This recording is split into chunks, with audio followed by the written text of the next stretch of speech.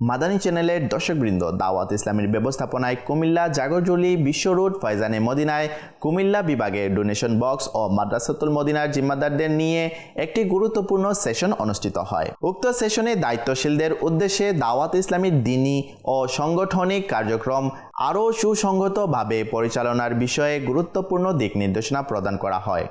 Donation box ব্যবস্থাপনা, স্বচ্ছতা বজায় রাখা, আমানতদারিতা রক্ষা করা এবং মাদ্রাসাতুল মদিনার কার্যক্রম আরও গতিশীল করার উপর বিশেষ গুরুত্বারোপ করা হয়।